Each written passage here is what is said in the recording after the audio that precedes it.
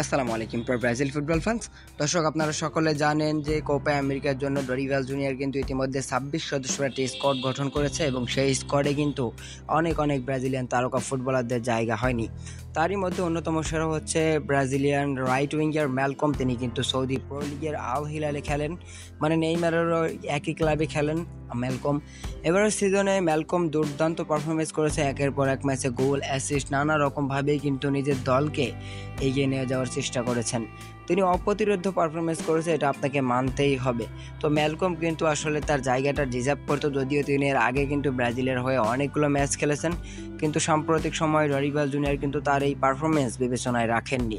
তবে ম্যালকমের এতে কোনো আফসোস নেই, আক্ষেপ নেই। তিনি স্পষ্টভাবে কিছু কথা বলেছেন গণমাধ্যমে। তো তিনি ঠিক কী কথা বলেছেন চলুন আমরা একটু দেখি।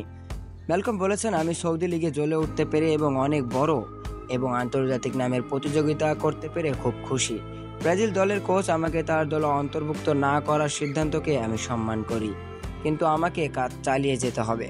মূলত ম্যালকম বোঝাতে চেয়েছেন তিনি যে কোপা আমেরিকার স্কোয়াডে জায়গা পাননি এর জন্য কিন্তু তিনি কাউকে দোষারোপ করবেন না বা তিনি কাউকে দোষ দিবেন না। তিনি কিন্তু ব্রাজিলের কোচ ডরিভাল জুনিয়রের সিদ্ধান্তকে সম্মান করেন এ কথা বলেছেন এবং তিনি বলেছেন তিনি তার কাজ চালিয়ে যাবেন, তিনি আরও ভালো পারফরমেন্স করার চেষ্টা করবেন। তো দর্শক, আপনার কি মনে হয় ম্যালকম কি কোপা আমেরিকার স্কোয়াডে জায়গা ডিজার্ভ করতো না? যদিও ম্যালকমের থেকে অনেক ভালো তারকা ফুটবলার কিন্তু বর্তমানে কোপা আমেরিকার স্কোয়াডে উইঙ্গার পজিশনে আছে, তবে ম্যালকমও কিন্তু ওই জায়গাটা রিজার্ভ করতো, কারণ সাম্প্রতিক পারফরমেন্স ম্যালকমের পক্ষেই কথা বলে।